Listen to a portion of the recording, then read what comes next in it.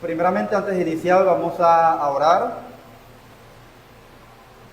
para que el Señor nos ayude a entender, a comprender por medio de su Espíritu Santo la verdad que vamos a hablar en esta mañana. Amado Dios, Padre eterno, muchísimas gracias porque nos has traído acá a congregarnos juntos como pueblo, a adorar tu nombre en tu día. Te pedimos, Señor, que nos asistas en el aprendizaje de tu palabra y lo que tú quieres que nosotros podamos entender y aprender. Es tu Espíritu Santo que nos ilumina, que nos ayuda, que nos guía para seguir creciendo en fe y en este proceso llamado santificación. A ti sea la gloria en el nombre de Jesús. Amén. Bueno, mis hermanos,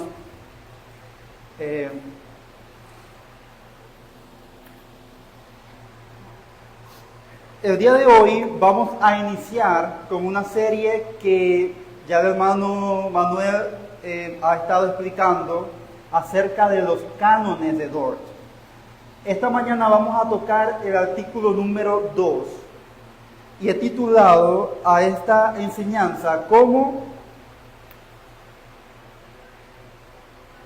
un amor que salva. Un amor que salva, ¿no? Leamos primeramente qué dice el artículo número 2. Pero en esto se mostró el amor de Dios para con nosotros, en que Dios envió a su Hijo unigénito al mundo, para que todo aquel que en Él cree no se pierda, mas tenga vida eterna. La semana pasada se habló un poco acerca de, ¿quién recuerda el título de la semana pasada? Acerca de la condenación, un caso hipotético de condenación universal, donde se nos enseñó que estábamos perdidos, condenados y que estábamos destituidos de la gloria de Dios. Se nos habló de que para nada es injusto nuestra condenación. Levante la mano quien piensa que es injusto que seamos condenados. Pero tampoco es injusto que si Dios no hubiese movido un solo dedo para salvarnos, tampoco eso hubiese sido injusto. Entonces, en un caso hipotético de que la condenación universal se fuera efectuado, es decir, que cada individuo hubiese sido condenado y Dios no hace nada, ¿en dónde está la injusticia? Y ahí viene el artículo número 2. Pero en esto se mostró el amor de Dios para con nosotros, en que envió a su Hijo. ¿Y qué se nos viene a la cabeza? Esto suele ser un tema un poco redundante o un poco rayado, como diríamos por ahí, pero ¿qué se nos viene a la mente cuando hablamos sobre el amor de Dios? El que quiera participar puede levantar la mano y el hermano Gerardo me ayuda ahí con el micrófono. ¿Qué es el amor de Dios? ¿O qué se nos viene a la mente cuando hablamos del amor de Dios? Hermana Mayber.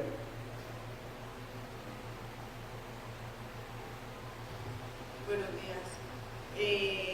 Cuando pienso en el amor de Dios, pues pienso en que es totalmente incondicional, porque a pesar de lo que somos y de todo lo que hacemos, cuando transgredimos la ley, cuando faltamos a todo, cuando no le honramos ni le glorificamos como deberíamos, Él nos dio un medio de salvación, nos dio su Hijo. Entonces es incondicional. El amor de Dios es incondicional. No no lo merecíamos. ¿Quién me ayuda con otro aspecto del amor de Dios? ¿Qué es el amor de Dios? ¿O qué pensamos? Una palabrita.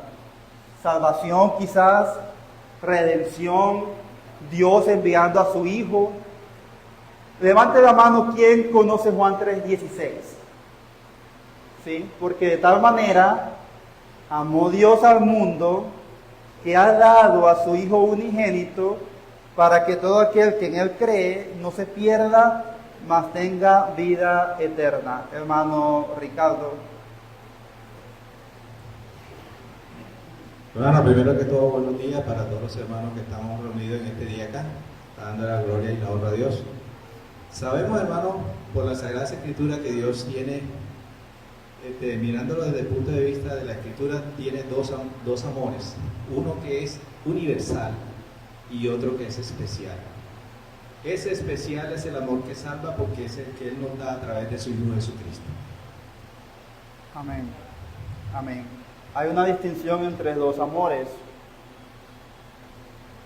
Porque el hecho de respirar, y que hasta el impío respira, es una muestra de la gracia, amor y misericordia.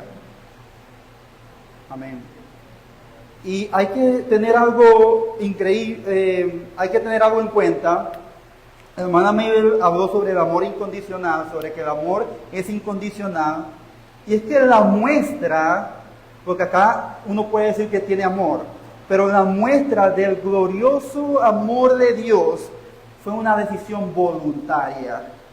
No fue coaccionado, no fue forzado, fue según el puro afecto de su voluntad, según su beneplácito.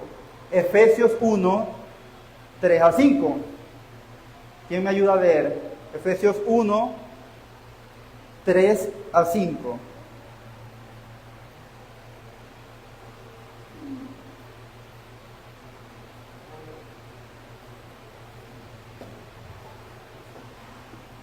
Efesios 1, 3 al 5. Bendito sea el Dios y Padre de nuestro Señor Jesucristo, que nos bendijo con toda bendición espiritual en los lugares celestiales en Cristo. Según nos escogió Él antes de la fundación del mundo, para que fuésemos santos y sin mancha delante de Él, en amor, habiéndonos predestinado para ser adoptados hijos suyos por medio de Jesucristo, según el puro afecto de su voluntad. ¿Cuál fue la razón del amor de Dios? El puro afecto de su voluntad. Hermano, otro aspecto del amor de Dios es que es sacrificial, como usted nombraba en Juan 3:16. Voy a anotar acá palabras claves, ¿no? Sacrificial, palabras que me parecen importantes. Y es que el amor de Dios es inmutable, no cambia, no se altera, no puede ser modificado. Nuestras acciones no alteran ni un poquito el amor de Dios para nada. Romanos 3, del 23 al 26, me imagino que el 23 lo sabemos de memoria, por cuanto todos pecaron y están destituidos de la gloria de Dios.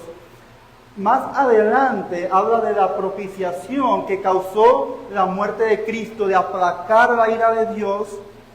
Y hay una frase que me parece súper importante. A causa de haber pasado por alto en su paciencia los pecados pasados. Y a veces leemos un texto, pero analicemos bien y que ese texto entre de la razón al corazón.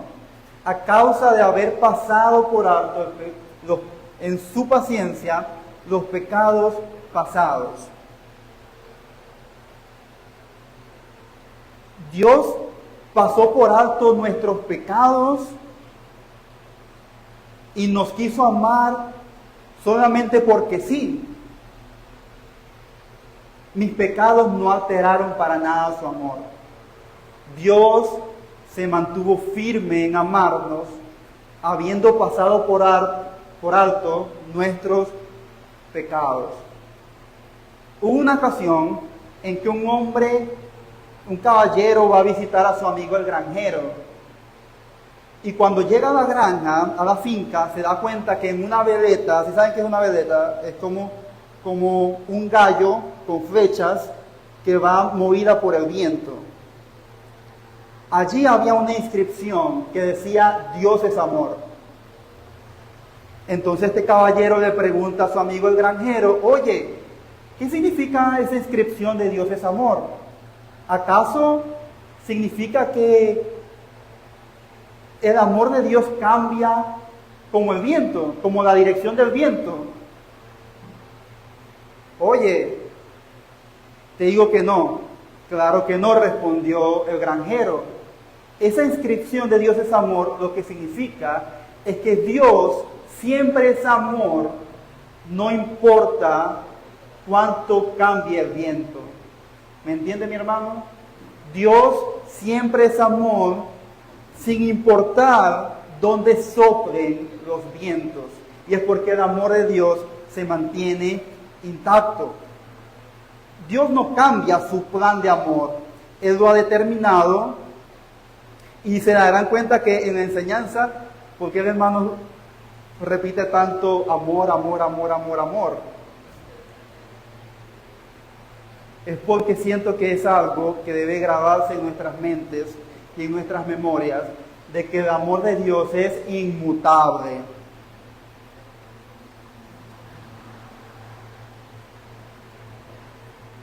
Entonces, hablando de un panorama completo, uniendo el artículo 1 con el 2, que es el que estamos hablando,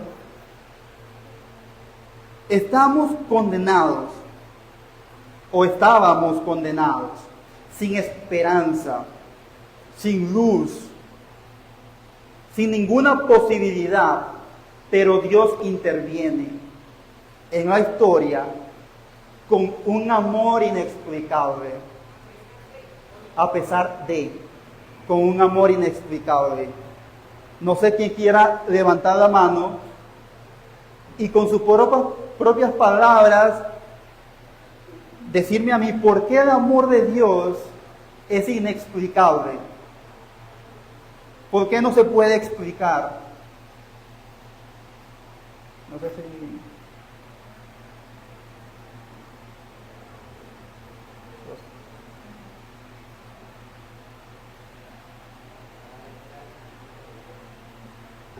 Buenos días. Bueno, mucho gusto para los que me conocen. Mi nombre es Carlos, amigo de Dios. Hoy día limpio. Hoy quiero participar en la Cámara Grande. Sí, y el amor de Dios para mí es único. Lo digo como un pecador de pecadores, porque si me ama a mí, ¿sí? Es porque es único ese amor que abarca todo, ¿no? No más en estar acá nosotros, con vida y escuchándolo de Él. Es un gran amor porque es el mejor tesoro que me ha dado la vida y la salud para seguir luchando por esa vida eterna que no está brindando. Les deseo un buen día y perdone que por todo y gracias. Dios les bendiga. Gracias. Y el amor del Señor no lo merecíamos. O sea, ¿cómo se puede explicar que Dios nos ama y no verse coaccionado a amarnos? Él no vio nada en nosotros. Y es como una vez un caballero, el cual, pensando en el Evangelio y no entendiéndolo, le pregunta a un pastor: pastor, no entiendo esta declaración, que en las Escrituras dice: a Jacob amé, mas a Esaú aborrecí. Esa declaración me parece muy extraña. Entonces el pastor le dice: ¿sabes que a mí también me parece extraña? Pero cuéntame, ¿por qué te parece? ¿Qué es lo más extraño que tú ves en ese texto?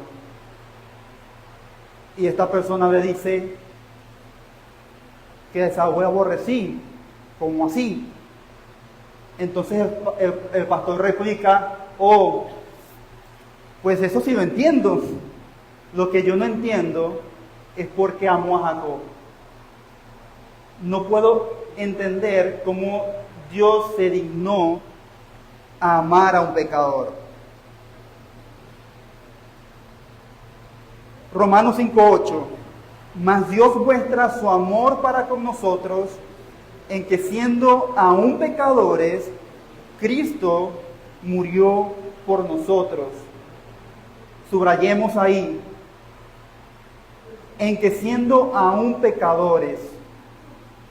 No sé si usted había visto esto en este texto, pero en que siendo aún pecadores, en que siendo aún muertos en nuestros delitos y pecados, Cristo murió por nosotros, aunque nosotros no queríamos nada con el Señor.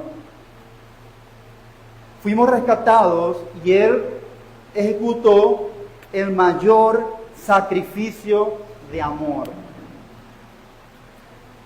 Entonces, en esta enseñanza vamos a tocar 3 puntos. Punto número 1, vamos a ver el contexto moral y ético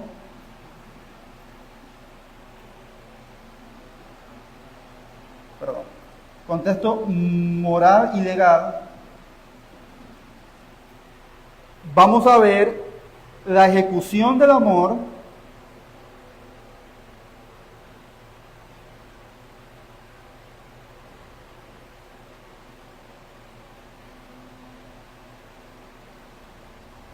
y por último, ¿cuál fue su resultado?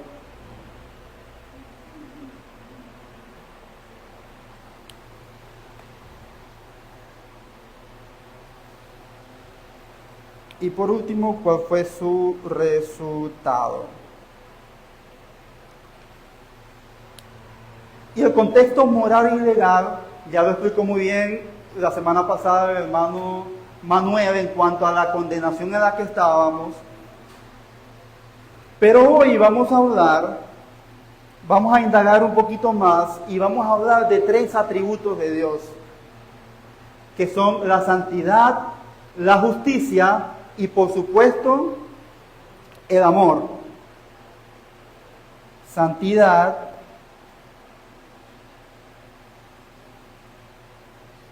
justicia.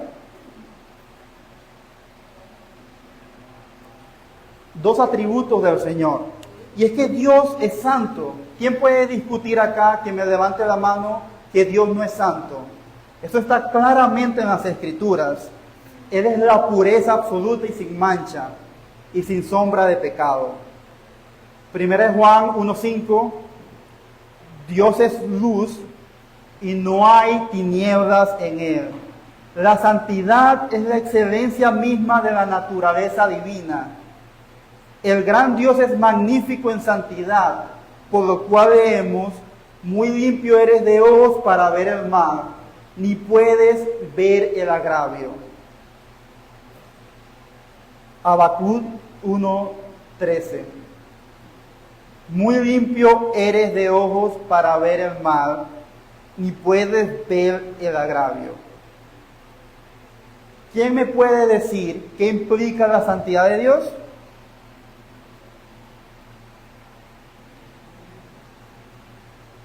¿Qué significa que Dios sea santo? Hermano José.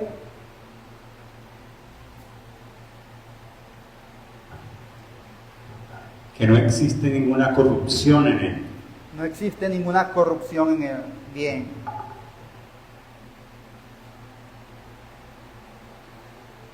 ¿Quién más? Hermano Jason.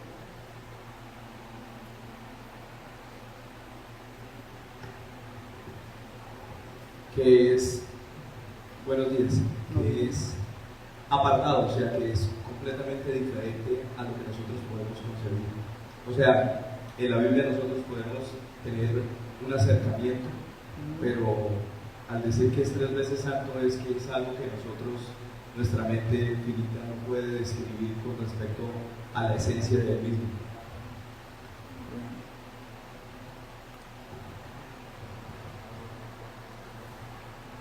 Gracias, hermano Jason. Y de hecho, sí. Y de hecho, en concordancia con eso, hay un atributo que muchos lo definen como atributo, no puedo decir que todos. Lo escuché del pastor Josías Grauman, que es la otra edad, que Dios es otro, es diferente a nosotros. Pero en cuanto a la santidad, resaltemos el hecho de que Dios no tiene relación con el pecado. Dios es puro, no soporta el pecado. Él es magnífico en este atributo. Hay una separación entre Dios y pecado. Isaías 59:2 dice: pero vuestras iniquidades, ¿qué es iniquidad? Pecado, han hecho división entre vosotros y vuestro Dios. Y vuestros pecados han hecho ocultar su rostro para no oír. El hecho de que Dios oculte su rostro para no oír a una persona en pecado, a una persona no arrepentida, me debe decir que hay una separación bien estrecha, un abismo entre lo que es Dios y el pecado. Además que también se nos menciona en la Biblia, Salmo 7:11, que Dios es justo, es un juez justo, y Dios está airado contra el impío todos los días. ¿Cuántos días? Todos. ¿Cómo está Dios contra el impío? Airado. ¿Qué significa esto? ¿Quién me puede ayudar a leer el mismo Salmo 7, pero desde el 10 hasta el 13?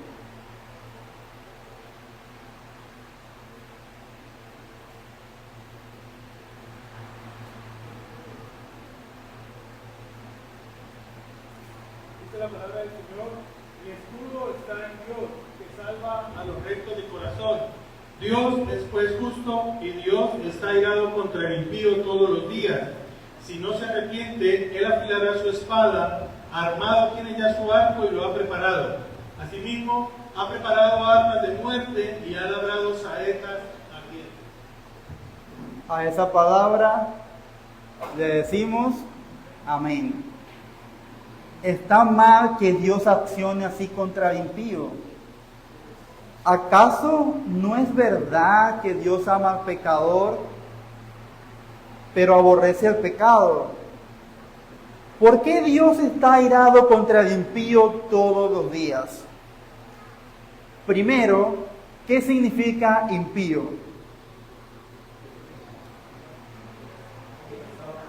Que no ha confesado sus pecados. ¿Qué significa impío? Que no teme al Señor, que no tiene reverencia, no piadoso, falto de piedad, no obediente a Dios, alguien que vive de forma despiadada. Dios, en su aborrecimiento a lo pecaminoso, está con su ira, como decimos en Venezuela, con su ira a millón, contra el pecado, contra los practicantes despiadados del pecado no arrepentido y sin temor alguno de Dios, porque Él es santo y no tiene relación con el pecado. ¿Acaso nosotros no somos pecadores e impíos? ¿Nosotros sí somos santos? Preguntas interesantes, pues la respuesta es muchísimo mejor.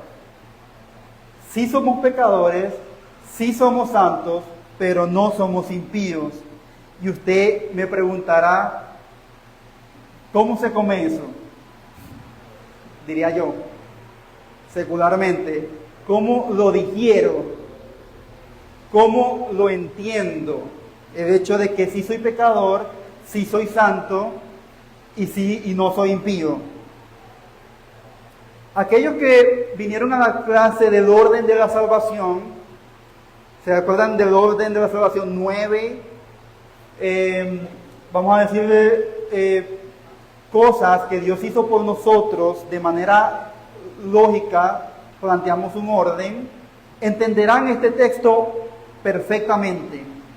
Y es que para entender que sí soy pecador, sí soy santo y no soy impío, debo declarar lo siguiente.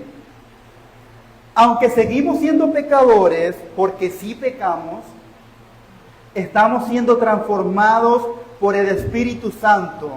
en un proceso llamado santificación, el cual empezó en el momento de la regeneración, donde se me dotó con fe y arrepentimiento, y ya teniendo estos dones de fe y arrepentimiento, pueda ser yo converso. Entonces Dios me declara justo, santo e hijo. Soy santo por la obra del Espíritu Santo en mí, y ya no vivo según la vana manera de vivir que me caracterizaba en algún tiempo, sino me ejercito en la piedad, que no es más que disciplinarse para cultivar un carácter que refleje a Dios. Amén. Por eso, sí soy pecador, sí soy santo, pero no soy impío. La santidad de Dios también se manifiesta en la cruz. O sea, hermanos, imagínense cuánto aborrece Dios el pecado, que llegó hasta el extremo de castigarlo con la imputación de todos nuestros pecados a su Hijo, el cual murió. Romanos 6:23, ¿quién lo conoce? Porque la paga del pecado es vida. No, porque la paga del pecado es muerte. Mas la dádiva, el regalo, el obsequio de Dios es ¿qué? Vida eterna. Hermano, ¿usted ve injusto que el recto sea salvo y el impío condenado? ¿En dónde está la injusticia? El problema es que nadie fue encontrado justo. Y aquel que dice, hay injusticia en Dios, ¿por qué no dice, increíble pensar, que Dios tuvo tanta paciencia para soportar nuestros pecados y dio a su Hijo, aunque en ese momento éramos unos pecadores impenitentes y nada piadosos? Entonces, no habiendo esperanza, ocurrió lo increíble. Dios intervino en la historia para cambiarlo todo. Y sin esta intervención estaríamos sin esperanza, condenados y perdidos. Si así nuestro santo y justo Dios hubiese querido. La santidad y la justicia de Dios imposibilitaba, por decirlo así, que nosotros fuésemos absueltos, porque Dios no sería justo. Pero, diría Sujel Michelin, bendito pero. Ese pero del artículo número 2 de los cánones de Dort, pero en esto se mostró el amor de Dios para con nosotros, en que Dios envió a su Hijo unigénito, para que todo aquel que en él cree no se pierda, mas tenga vida eterna. Y ahí pasamos del contexto moral a la ejecución del amor. Y es que Dios envió a su Hijo al mundo por amor. Era necesario.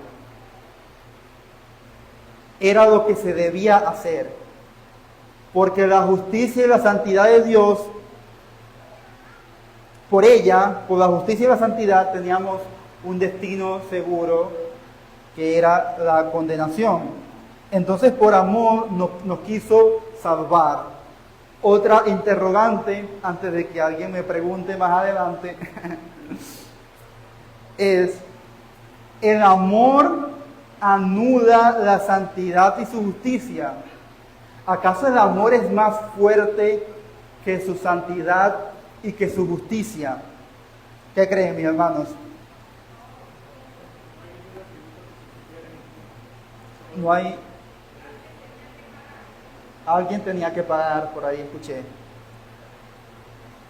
Interesante. ¿Por qué no los pueden preguntar, hermanos? Afuera. Y obviamente la respuesta siempre y seguramente va a ser no. He allí el hecho de que Dios, Hijo, el Salvador del mundo, muriera por nosotros, viviendo una vida recta sin pecado, en donde su justicia sería imputada a nosotros. ¿Quién me ayuda a leer 2 Corintios 5:21?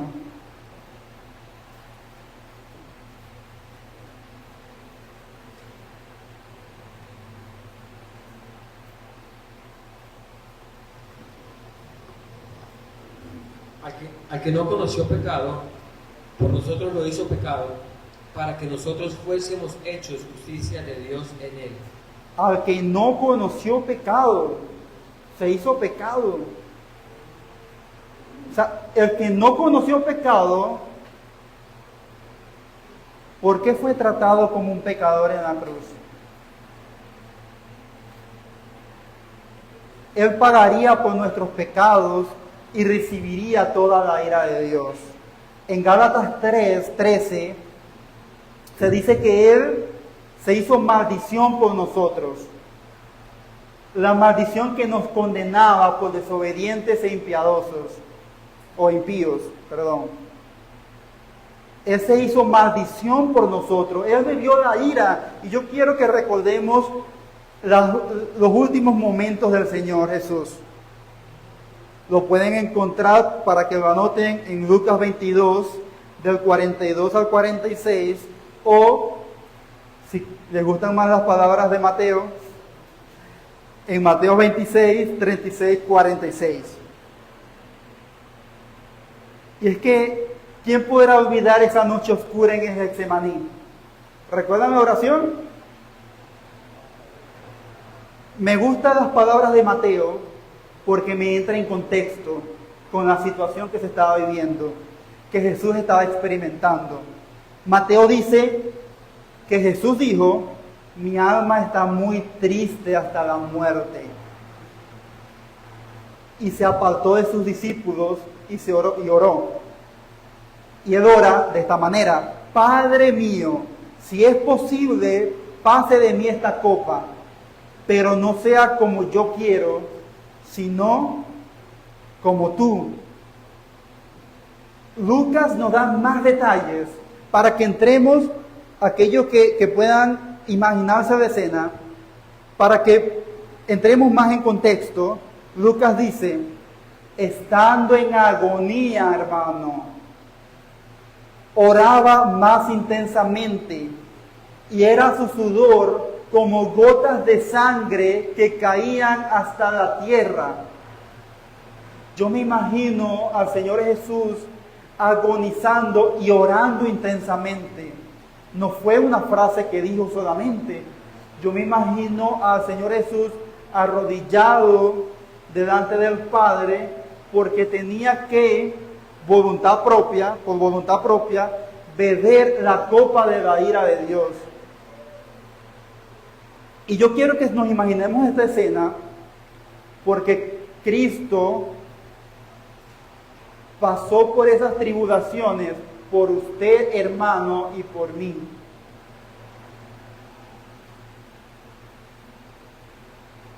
Él debía beber la copa de la ira de Dios en la muerte vicaria, o en otras palabras, en la muerte sustitutiva por el pecado.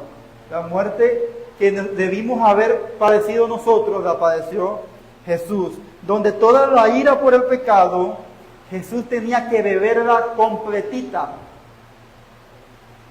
por nuestra salvación. Entonces, su sacrificio significó el pago completo por el pecado de todas las personas que Él eligió, que Él decidió salvar. Ahora, esta condenación que merecíamos fue pagada por la condena, fue pagada por esta condena, ya pagamos la fianza completa, eres absuelto. Jesús tuvo que morir en representación de su pecado, de su pueblo, por nuestros pecados. Y fue allí donde hubo un sacrificio de amor en la ejecución de la salvación, en la ejecución de su amor que salva. Ahora, hay un resultado a todo este plan de salvación. Y lo encontramos en la última parte del artículo, que dice, para que todo aquel que en él cree no se pierda, mas tenga vida eterna. Y este es el resultado. Usaremos Juan 3:16, porque es donde está. Lo que me gusta de este artículo, hermano, es que el artículo no expresa una idea del teólogo al hacer un estudio exhaustivo de las Escrituras. No. Lo que dice el artículo es literalmente lo que dice la Biblia. Literalmente, texto por texto. Juan 3:16, porque de tal manera amó Dios al mundo que ha dado a su Hijo unigénito para que todo aquel que en él cree no se pierda, mas tenga vida eterna. La salvación de su pueblo fue la manifestación de su gran amor. Y analicemos este texto a profundidad, para que todo aquel que en él cree, para que todo aquel que en él cree. Acá hablamos de individuos, de beneficiarios. ¿Quién es el beneficiario aquí? Todo aquel que cree. Y debemos hablar de un don dado por Dios, que es un medio o herramienta dada por Dios para alcanzar la salvación. ¿Dónde encontramos eso? Efesios 2:8. ¿Quién me ayuda? Efesios capítulo 2, versículo 8.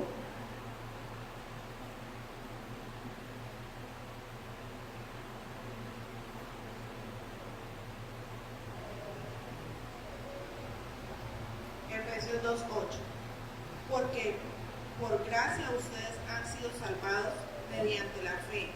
Esto no procede de ustedes, sino que es el regalo de Dios. Amén. Esto no procede de nosotros, ni la salvación, ni la fe que nos es dada como medio.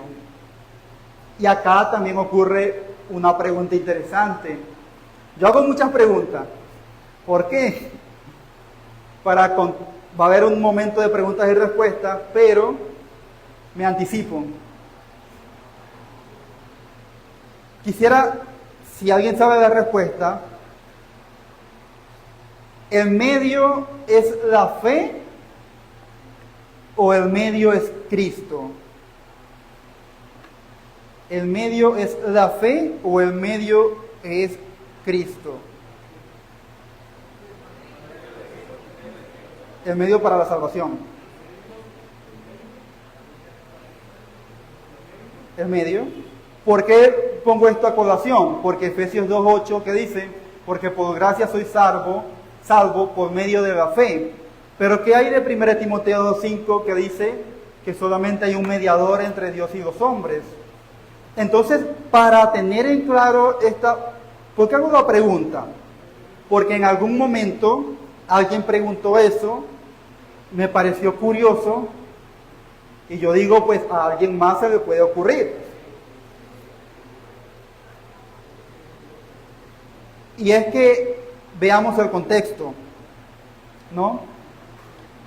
La fe es una herramienta dada por Dios para que podamos atesorar la salvación. Pero si me preguntan si la fe salva, yo diría, depende de lo que quieres decir. Porque hoy en día se tiene fe en la fe, pero no es tener fe en la fe, es tener fe en Cristo. El fundamento de nuestra salvación es la obra perfecta de Cristo. Tú podrás tener mucha fe en lo que quieras tener fe, pero si Cristo no hubiese muerto, no hubiese resucitado, no hubiese pagado la deuda, para que quede más claro, en vana sería nuestra fe.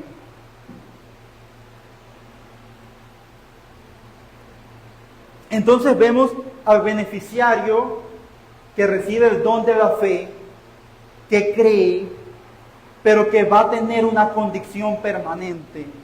Y es la segunda parte del texto: no se pierda, mas tenga vida eterna.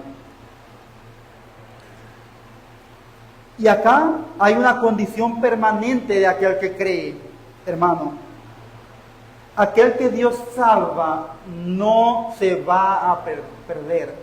A veces leemos un texto y no nos damos cuenta de las implicaciones o de la forma en que está redactado o las implicaciones gramaticales para que no se pierda. El sacrificio garantiza la salvación, hermano. El que Dios salva no se va a perder, no hay ninguna posibilidad. Es más claro, nadie lo va a separar del amor de Dios. Romanos 8, 35, 39. ¿Qué dice?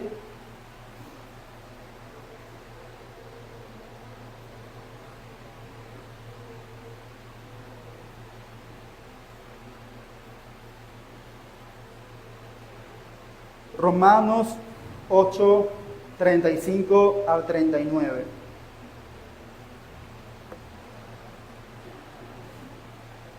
Hermano Renzo. ¿Quién nos separará del amor de Cristo? Tribulación o angustia o persecución o hambre o desnudez o peligro o espada, como está escrito, por causa de ti somos muertos todo el tiempo, somos contados como ovejas de matadero.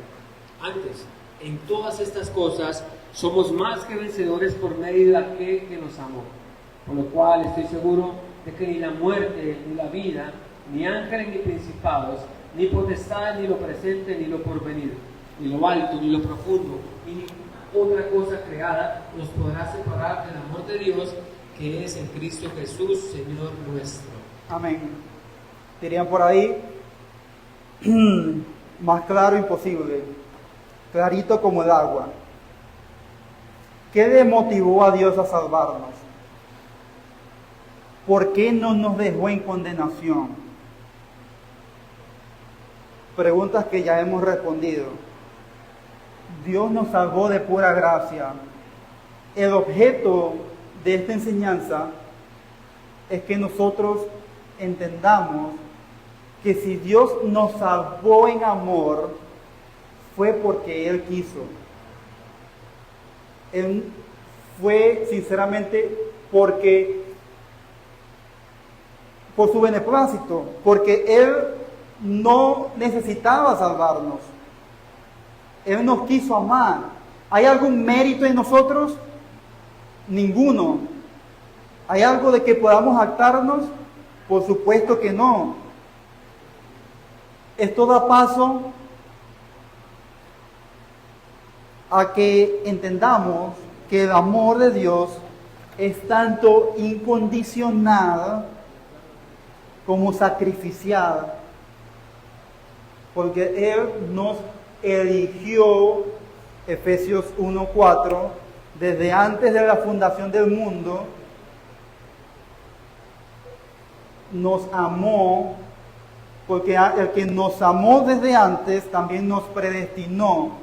Romanos. Él nos salvó de pura gracia. Hermanos, damos por finalizado la parte de la enseñanza, pero quiero abrir preguntas que se pueda tener y que podamos responder. Igual acá está el hermano Manuel, el hermano Ricardo, que nos pueden ayudar. Pero si no hay preguntas, pues yo sí traje preguntas. Entonces no sé si hay alguna pregunta.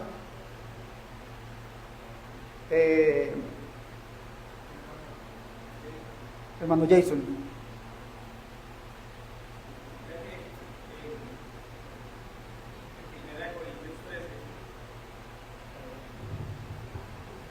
Tú dijiste algo que es importante y me hizo recordar algo que es fundamental, que después de que se habla de la preeminencia del amor, en el versículo 13 termina diciendo, y ahora permanece, y ahora, o sea, Pablo está hablando de este momento, la fe, la esperanza y el amor. Estos tres, pero dice, pero el mayor de ellos es el amor. ¿Por qué sucede eso? Porque básicamente cuando estemos delante de Dios ya no se va a necesitar fe. Lo que permanece es el amor de Dios por su pueblo y por haberlo salvado. Pero la fe ya no va a ser necesaria.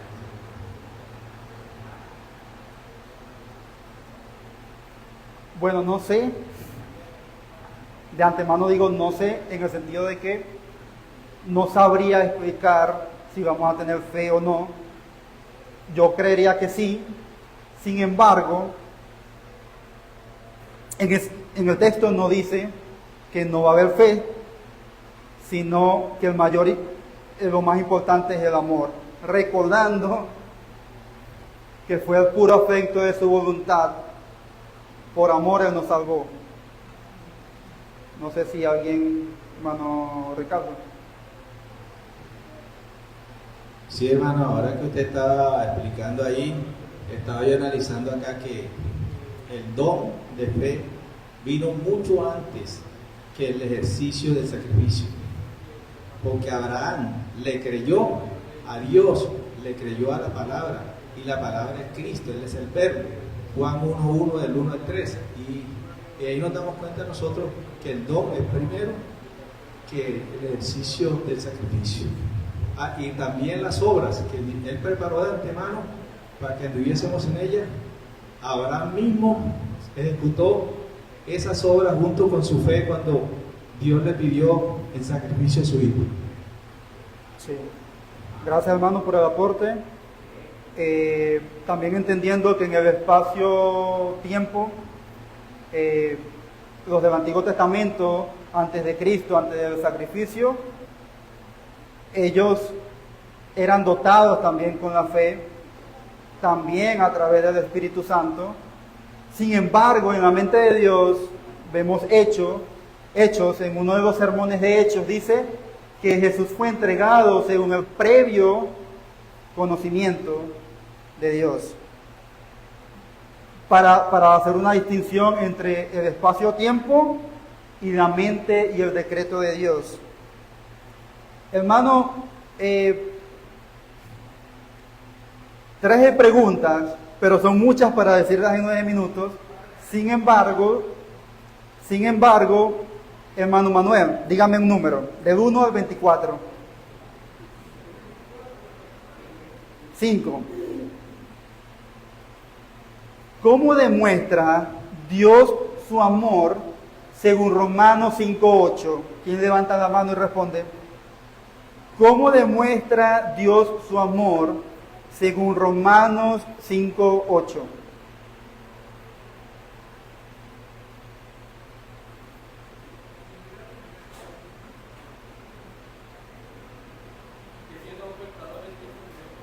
En que siendo un pecadores, Cristo murió por nosotros. Muy bien, hermano Ricardo.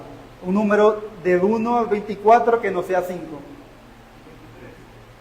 El 23. Se fue duro, ¿no? ¿Por qué el creyente ya no es impío y no es considerado como impío?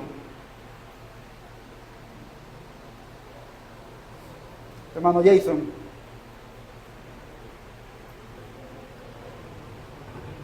Yo considero que es porque ya ha sido regenerado, ¿no? Entonces el impío tiene la particularidad de que peca, pero él no tiene una ley que lo juzguen. Suele sucederle al cristiano que sí pasa eso, entonces yo no puedo vivir de manera impía, porque así yo esté impenitente, en cierta forma, hay algo dentro de mí que sí me hace sentir culpable. Ahora, en los versículos bíblicos tendría que ayudarme a alguien más. No, está muy bien. De hecho, estamos aclarando conceptos, no que no sea un Habacuc 2, no, eso no. Porque, como decía el hermano, ya somos regenerados y aunque pecamos, vivimos en arrepentimiento y estamos siendo transformados en piedad por el Espíritu. Hermano Jason, ya que usted contestó, un número del 1 al 24 que no sea 5 ni 23. 8.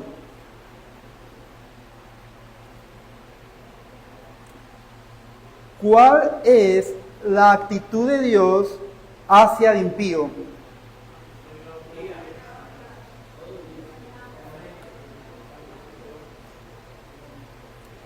Como escuché más fuerte al hermano Renzo, hermano, un número de 1 al 24, así de fuerte como dijo la respuesta. 12. Interesante.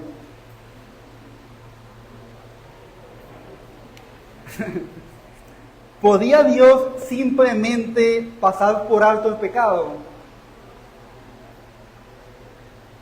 Escuchen la pregunta antes de contestar. ¿Y por qué? Obviamente, ¿no?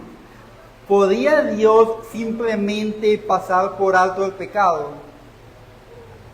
No, definitivamente no. La Escritura explica y es muy explícita la Escritura en la condición de Dios en sí mismo. Cuando dije no hay corrupción en Dios, Dios no se puede relacionar con el pecado. Y por hacer justicia a sí mismo y hacer justicia como Dios, tenía que castigar el pecado. Amén. Hermana Mayber, quería decir algo, yo la vi ahí como...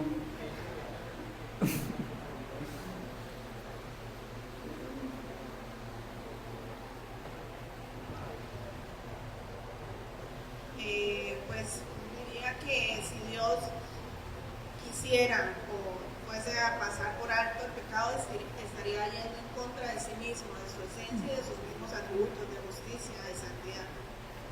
Exactamente. Bueno, la hermana Maybe dijo tal cual, yo lo tengo ahí.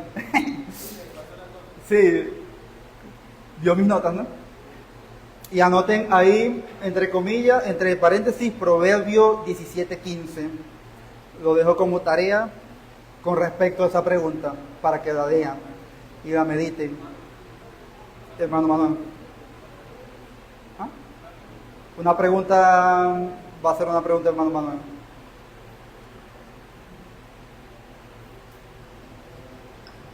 Hemos escuchado, creo que su merced lo mencionó, también lo acaba de mencionar el hermano, de que Dios no se relaciona con el pecado. No podríamos decir que Dios sí se relaciona con el pecado, solo que se relaciona de forma justa para castigarlo. Sí se puede decir. Sí se puede decir. Sí se puede decir. Pero bajo el ámbito...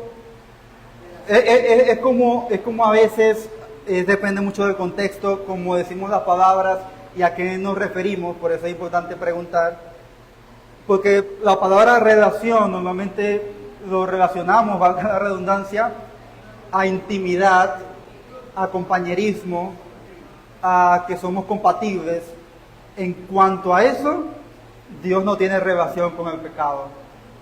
Pero me gusta la pregunta, porque esta mañana estaba escuchando nada más y nada menos que a Jonathan Edwards.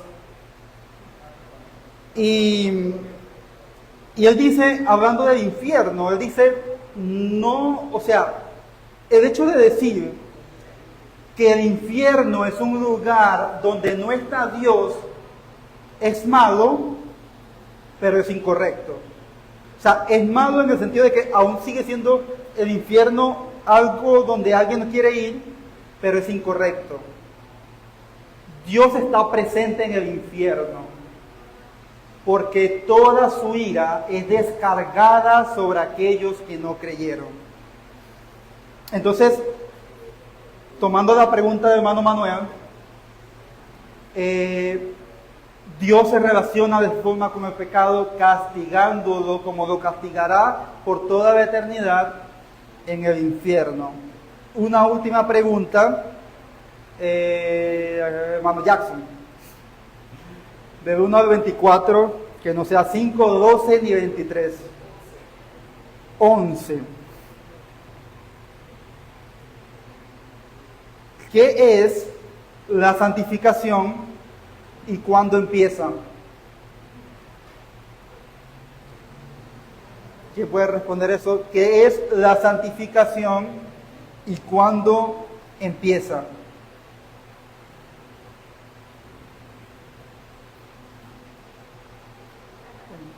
Hermano Gerardo.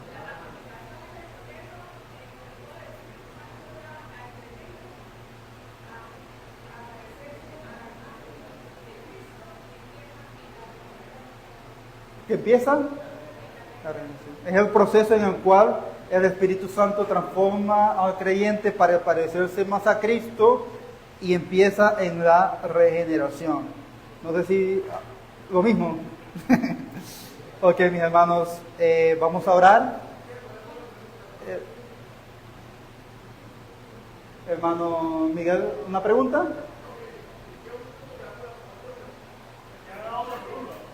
Que haga otra pregunta. Bueno, hermano Miguel, a su petición.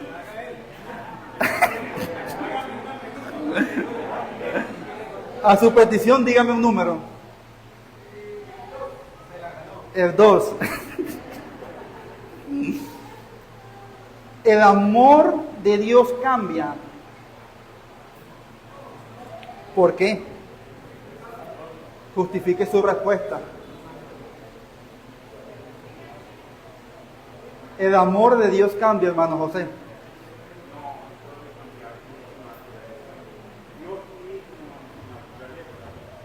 Dios mismo en su naturaleza es inmutable, o sea, Él no cambia.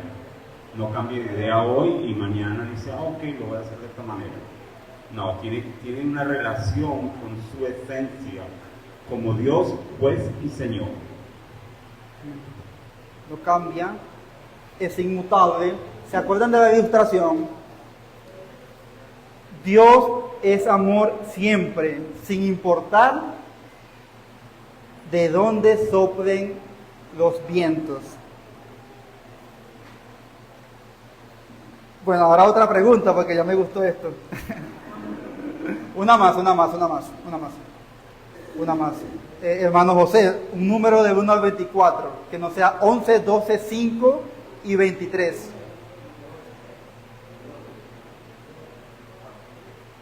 Cuatro. Buena. ¿Qué enseña la anécdota de Jacob y Esaú? ¿Qué enseña la anécdota de Jacob y Esaú, hermana? La elección soberana del Señor. Eso enseña. Porque aún no habían nacido ni habían hecho bien ni mal. Y el Señor hasta aborreció y Jacob es hijo. Amén. Pero, ¿quién puede dar una respuesta? Porque sí es cierto, la soberanía de Dios ha de elegir. Gracias, dice el hermano Miguel. Hermana Mabel.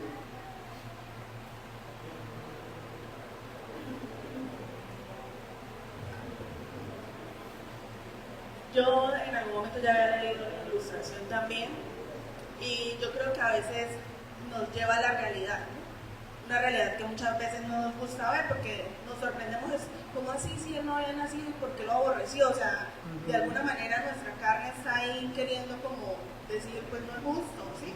Dios en esa actitud, pero yo creo que nos aterriza muy bien en la condición y viéndolo pues cómo es Dios, en que realmente nosotros no merecemos nada. Y Dios en su grande amor incondicional, pues decidió hacerlo, sin que nosotros tengamos participación de nada. Amén. Amén. Y eso